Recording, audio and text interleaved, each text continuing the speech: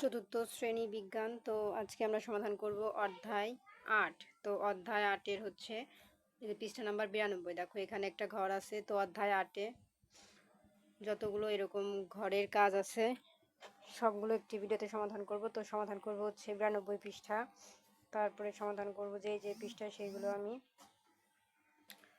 দেখাই। তারপরে আছে পৃষ্ঠা নাম্বার 97। এই যে পৃষ্ঠা নাম্বার 97, যে এখানে আরও একটা ঘর আছে, এটাও সমাধান করব। তারপরে পরবর্তী পৃষ্ঠা হচ্ছে এই যে 98, এখানে দুইটা ছক আছে, এটা সমাধান করব।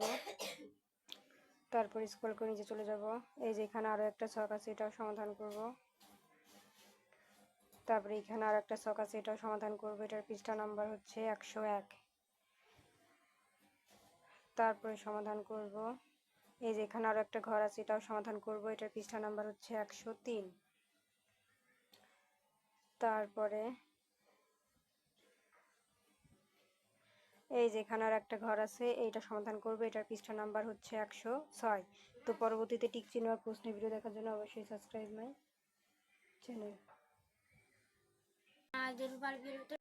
আর পরবর্তীতে হচ্ছে টিক চিহ্ন এবং প্রশ্নের ভিডিও, এটা হচ্ছে আমি আরও আলাদা একটা ভিডিওতে দেখাবো, কারণ সবগুলোর ভিডিও একটাতে দিলে আসলে ভিডিওটা অন্যরকম হয়ে যায়। তো আজকে আমি শুধু কাজের ভিডিও দেখাবো, আর এই প্রশ্ন টিক চিহ্নের ভিডিওটা আমি এই ভিডিওটা শেষ করার পরেই আবার তৈরি করবো, ঠিক আছে? তো চলো আমরা এই কাজের ভিডিওতে চলে যাই। তো দেখো প্রিয় শিক্ষার্থীরা, আমরা কিন্তু এই যে সেই 92 পৃষ্ঠাতে আবারও চলে এসেছি। হ্যাঁ, এই দেখো এখানে আমাদের একটা ঘর আছে, এখানে আমাদের কি লিখতে হবে আমি তোমাদের বুঝাই দেই। তো দেখো আর ভিডিওটি শুরু করার আগে বলে রাখি, চ্যানেলটি সাবস্ক্রাইব করতে, কারণ সাবস্ক্রাইব করলে কিন্তু আমি ভিডিও আপলোড করলে অটোমেটিক তোমাদের ফোনে ভিডিওগুলো পৌঁছে যাবে। তো দেখো এখানে আছে গ্রহের নাম, আর এখানে লিখতে হবে কি এমন বৈশিষ্ট্য আছে যা অন্য গ্রহে নেই। মানে এখানে গ্রহের নাম লিখবো এবং সেই গ্রহটা এমন এমন বৈশিষ্ট্য আছে যা অন্য গ্রহের নেই, সেটা লিখতে হবে, ঠিক আছে? তো দেখো প্রথমে আমাদের এখানে কি লিখেছে। এখানে 1 নম্বরে বলেছে একটি সমান জায়গায় একটি কালো কাগজ রাখি। কালো কাগজ রাখি, তো আমরা কালো কাগজ রাখলাম। রাখার পরে দেখো এই যে একটা ছক আছে, এবং দেখো 2 নম্বরে কি বলেছে যে কালো কাগজের মাঝখানে সূর্য বোঝায় এমন একটি বড় গোল হলুদ কাগজ রাখি। 3 নম্বরে বলেছে বিভিন্ন রঙের রঙিন কাগজ কেটে সূর্যের চারপাশের গ্রহগুলো বোঝায় এমন 8টি বৃত্ত বানায় এবং এদের উপর নাম লিখি। তো এরকম আমাদের নাম লিখতে হবে। তারপর 4-এ বলেছে যথেষ্ট লম্বা করে সাদা সুতা কাঠি প্রতিটি সুতা আঠা দিয়ে সমান ফাঁকে এবং একে অপরের সাথে সমান দূরে রেখে বৃত্ত তৈরি করি, এগুলো হলো কক্ষপথ, ঠিক আছে? তারপরে 5-এ বলেছে সূর্য থেকে দূরত্ব অনুযায়ী সাদা সুতার উপর বিভিন্ন গ্রহকে বসায়। 6-এ বলেছে একটি রঙিন কাগজের উপরের মতো করে ছক আঁকি এবং প্রতিটি গ্রহের এমন বৈশিষ্ট্য লিখি যা অন্য গ্রহে নেই। তো সেম দেখো এখানে আমাদের তাই বলেছে যে গ্রহের নাম লিখতে হবে এবং ওই গ্রহটিতে এমন কিছু বৈশিষ্ট্য আছে যা অন্য গ্রহতে নেই, সেগুলো আমরা এর মধ্যে লিখবো। তো চলো এগুলোর উত্তরটা দেখে নিই। তো দেখো প্রিয় শিক্ষার্থীরা, এই হচ্ছে আমাদের উত্তর। এই হচ্ছে গ্রহের নাম। আমি এক একটা করে পড়াই আর নিচের দিকে স্ক্রল করি। তো দেখো এখানে আছে গ্রহের নাম বুধ, আর এটার এমন বৈশিষ্ট্য আছে যা অন্য গ্রহে নেই, যে সূর্যের সবচেয়ে কাছের গ্রহ। তারপরে শুক্র, এটার বৈশিষ্ট্য হবে সৌরজগতের সবচেয়ে উত্তপ্ত গ্রহ।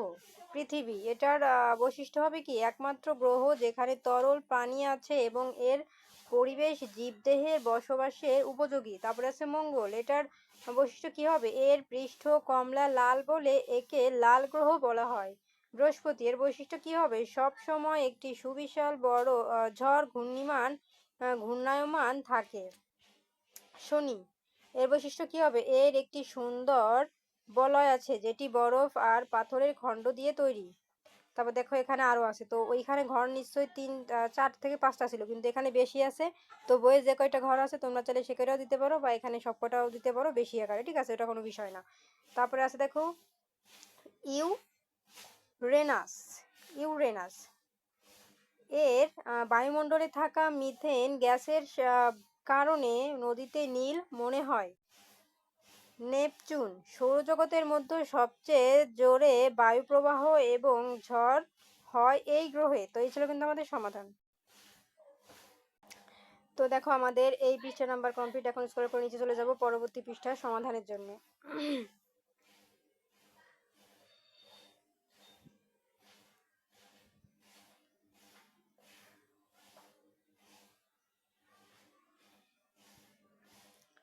তো দেখো এখানে আমাদের একটা ঘর আছে।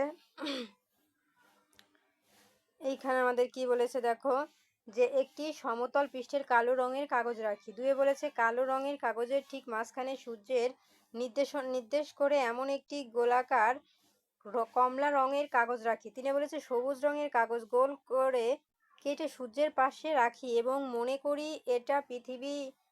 তারপরে চারে আছে যথেষ্ট লম্বা করে সাদা সুতা কাঠি আঠা দিয়ে পৃথিবীর চারিদিকে বৃত্ত তৈরি করি, এগুলো হলো কক্ষপথ। পাঁচে বলেছে হলুদ রঙের কাগজ গোল করে কেটে দুটি চাঁদ বানাই এবং একটির ওপর লিখি পূর্ণিমা এবং অন্যটির ওপর লিখি অমাবস্যা। ছয় বলেছে চাঁদকে কক্ষপথে 1, 2, 3 এবং 4 চিহ্নিত স্থানগুলোর মধ্যে সঠিক স্থানে রেখে পূর্ণিমা এবং অমাবস্যার জন্য দুটি মডেল তৈরি করি। সাথে বলেছে মডেল দেখে নিচের প্রশ্নগুলো নিয়ে ভাবি, ছকে নিচের দুটি প্রশ্নের উত্তর লিখি। তো নিচের এই দুটি প্রশ্নের উত্তর কিন্তু আমাদের এই ছকে লিখতে হবে। তো কোন দুটি উত্তর লিখতে হবে দেখো, এখানে বলেছে প্রথম প্রশ্ন, পূর্ণিমার সময় চাঁদকে কেন আলোকিত দেখায়, তো সেটার উত্তর আমরা এখানে লিখব। আর এখানে আরেকটা প্রশ্ন বলেছে অমাবস্যায় চাঁদকে কেন অন্ধকার দেখায়, তো সেটার উত্তর আমরা এখানে লিখবো। তো চলো এই দুটার উত্তর আমরা দেখে নিই। এই যে দেখো প্রিয় শিক্ষার্থীরা, আমাদের প্রথম 1 নম্বর প্রশ্ন, পূর্ণিমার সময় চাঁদকে কেন আলোকিত দেখায়। উত্তর হবে কি, এই যে দেখো উত্তর, পূর্ণিমার সময় চাঁদ, পৃথিবী ও সূর্য প্রায় সরল রেখায় থাকে। সূর্যের আলো এ সময় সরাসরি চাঁদের পুরো সামনের পৃষ্ঠে পড়ে আর সেই আলো প্রতিফলিত হয়ে পৃথিবীতে আসে, তাই এ সময় চাঁদকে আলোকিত দেখায়। এখন দেখো 2 নম্বর প্রশ্নে আমাদের কি বলেছিল, অমাবস্যায় চাঁদকে কেন অন্ধকার দেখায়। উত্তর হবে অমাবস্যায় চাঁদ সূর্য ও পৃথিবীর মাঝখানে থাকে, এমন এ সময় সূর্যের আলো চাঁদের পেছনের দিকে পড়ে আর সামনের দিক অন্ধকার থাকে, ফলে পৃথিবী থেকে চাঁদকে দেখা যায় না, এ কারণে অমাবস্যায় চাঁদকে অন্ধকার দেখায়। তো এই ছিল আমাদের দুটি প্রশ্নের সমাধান। তো দেখো প্রিয় শিক্ষার্থীরা, আমরা কিন্তু এই দুটি প্রশ্নের উত্তর দেখিয়ে দিয়েছি। এখন দেখো নিচে আমাদের কি লেখা আছে, চাঁদের পূর্ণিমা ও অমাবস্যায় মূলত কিসের উপর নির্ভর করে। আর এই মেয়েটা বলেছে সূর্য ও পৃথিবীর সাপেক্ষে চাঁদের অবস্থানের ওপর। ঠিক আছে, তো এই ছিল কিন্তু আমাদের সমাধান। এখন দেখো আমরা স্কল করে নিচে চলে যাব। চাঁদ কিভাবে আলোকিত হয়, এগুলো নিচে রিডিংগুলো পড়লেই পেয়ে যাবে, এটা অতটাও ইম্পর্টেন্ট না। তো দেখো আমাদের 98 পৃষ্ঠাতে আরও একটি উত্তর আছে।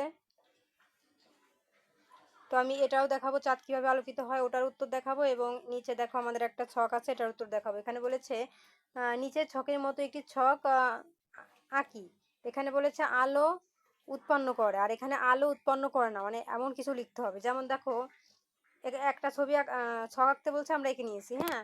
আর দুয়ে বলেছে উপরের ছবিগুলো দেখি। তো উপরের ছবিগুলো কোনগুলো দেখতে বলেছে তোমাদের, এই যে উপরে যে ছবিগুলো আছে আমরা এই ছবিগুলো দেখবো। ঠিক আছে, আমরা দেখে নিলাম। দেখার পরে এখন 3 নম্বরে বলেছে এদের মধ্যে কারা নিজেরা আলো তৈরি করে এবং কারা নিজেরা আলো তৈরি করতে পারে না তা ছকে লিখি। ঠিক এই যে এরকম দেখো, এর মধ্যে কারা আলো তৈরি করতে পারে আর কারা পারে না আমরা এর মধ্যে লিখবো, এই যে উপরের ছবিগুলো দেখে। আর 4-এ বলেছে নিচের প্রশ্নটি দিয়ে দলে আলোচনা করি। তো এই প্রশ্নগুলো দিয়ে তোমাদের বন্ধু বান্ধবরা আলোচনা করবো, তাই বলেছে যারা আলো তৈরি করে না তাদের কেন আমরা দেখতে পাই। হ্যাঁ, এই বিষয় নিয়ে আমরা আলোচনা করব বন্ধুদের সাথে। তো সেটা বলেছে, তো চলো আমরা উত্তরটা দেখে নিই। তো দেখো প্রিয় শিক্ষার্থীরা, প্রথমে আমাদের একটা প্রশ্ন ছিল যে চাঁদ কিভাবে আলোকিত হয়। এই দেখো উত্তর, চাঁদের নিজের কোনো আলো নেই, এটি আলোর সূর্যের ওপর নির্ভরশীল। সূর্যকে আকাশে একটি বিশাল টর্চ লাইট হিসেবে কল্পনা করা যায়। চাঁদের উপরিভাগ পাথর এবং ধুলো দ্বারা আবৃত, যা আয়নার মতো সূর্যের আলোকে প্রতিফলিত করে। পৃথিবীর দিকে সেই আলো ফিরে আসে, এই কারণে রাতের আকাশে চাঁদকে আমরা আলোকিত দেখি। তো ওটার উত্তর কমপ্লিট। এখন দেখো আমাদের নিচে একটা ছক ছিল, ঠিক আছে, সেই ছকটা আমরা এখন পূরণ করব। এই দেখো আমাদের প্রশ্নটি ছিল যে আলো উৎপন্ন করে, কি কি আলো উৎপন্ন করে উপরের ছবি থেকে আমরা পাইলাম, এই যে জোনাকি পোকা, বাল্ব, সূর্য, টর্চ লাইট। আর যা আলো উৎপন্ন করতে পারে না, কি এই যে ফড়িং, আয়না, পৃথিবী, উজ্জ্বল পাথর। তো এই ছিল আমাদের উত্তর। তো প্রিয় শিক্ষার্থীরা, আমরা কিন্তু এটার উত্তর দেখিয়েছি, আর এটা নিয়ে কিন্তু সহপাঠী মানে বন্ধুদের সাথে আলোচনা করতে বলেছে। তো উত্তরটা নিয়ে তোমরা আলোচনা করে দিবা। তারপর আমরা স্কল করে নিচে চলে যাই।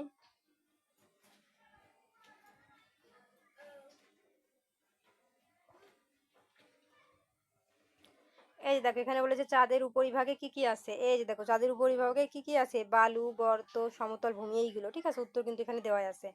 এখন দেখো এখানে আমাদের আরো একটি ছক আছে। এখানে বলেছে চাঁদের উপরিভাগের সাথে পৃথিবীর উপরিভাগের পার্থক্যগুলো নিচে ছকে লিখি। তো পার্থক্যগুলো আমরা নিচে ছকে লিখবো, মানে চাঁদের উপরিভাগে কি কি আছে আর পৃথিবীতে কি কি আছে সেটা আমরা লিখবো। ঠিক আছে, পার্থক্য এই ঘরে লিখবো চাঁদের বিষয়, আর এই ঘরে লিখবো পৃথিবীতে কি কি আছে। তো চলো আমরা এটার উত্তর দেখে নিই।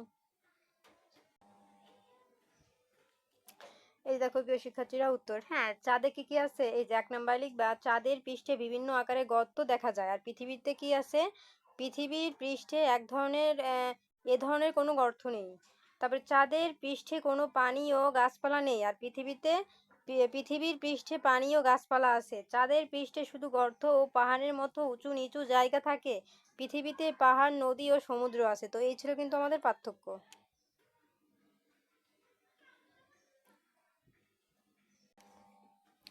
তো দেখো প্রিয় শিক্ষার্থীরা আমাদের কিন্তু এটার উত্তরও কমপ্লিট। ঠিক আছে, তো এখন আমরা স্ক্রল করে নিচে চলে যাব। এই দেখো আমরা এখন 101 পৃষ্ঠাতে চলে এসেছি। ঠিক আছে, এখন 101 পৃষ্ঠাতে আমাদের কি বলেছে, যে সহপাঠীর সাথে আলোচনা করি ও চাঁদের উজ্জ্বলতা সব জায়গায় সমান কিনা তা লক্ষ্য করে নিচের ছকে লিখি।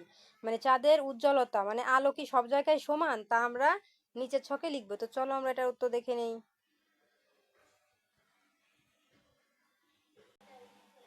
তো প্রিয় শিক্ষার্থীরা এই দেখো আমাদের উত্তর, 1 নাম্বার লিখবা চাঁদের সমতল ভূমি অংশ উজ্জ্বল কম।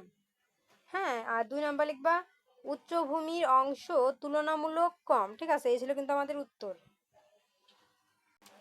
তো দেখো প্রিয় শিক্ষার্থীরা আমাদের এটার উত্তর কমপ্লিট। এবং দেখো এই ছেলেটা এখানে প্রশ্ন করেছে কেন চাঁদের কিছু অংশ উজ্জ্বল বেশি আর কিছু অংশ কম উজ্জ্বল দেখা যায়। আর মেয়েটা উত্তর দিল কি, বেশি উজ্জ্বল অংশ পাওয়া যায় চাঁদের উচ্চভূমির জন্য, আর কম উজ্জ্বল পাওয়া যায় চাঁদের সমতল ভূমির জন্য। তো উত্তর কিন্তু এখানে দেওয়া আছে। ঠিক আছে, এখন আমরা স্ক্রল করে নিচে চলে যাব।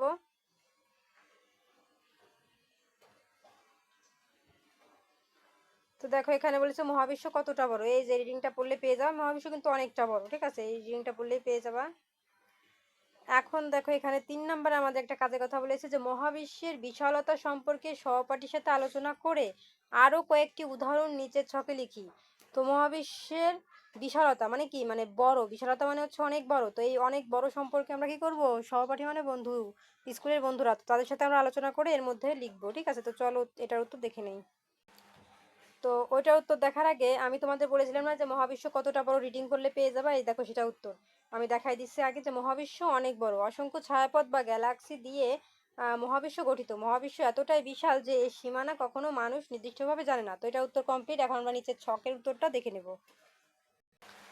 তো দেখো প্রিয় শিক্ষার্থীরা তোমরা এর মধ্যে লিখে দিবা যে মহাবিশ্ব কিন্তু অনেক বড়। ঠিক আছে, এর মানে কোনো সীমানা হয় না, এর বিশালতা এতটাই বড় যে এর কোনো বিন্দু মাপা যায় না। ঠিক আছে, এটা হবে উত্তর। দেখো এখানেও কিন্তু তাই বলা আছে, যে বিন্দুটা কত ছোট, এটা যদি মিল্কি ওয়ে ছায়াপথ হয় তাহলে মহাবিশ্ব কতটা বড় হতে পারে বলো তো। উত্তর হবে, দেখো বলেছে কি মহাবিশ্ব সত্যিই বিশাল, মানে কি অনেক বড়। ঠিক আছে, তোমরা এটা লিখে দিবা। তারপর আমরা স্ক্রল করে নিচে চলে যাব।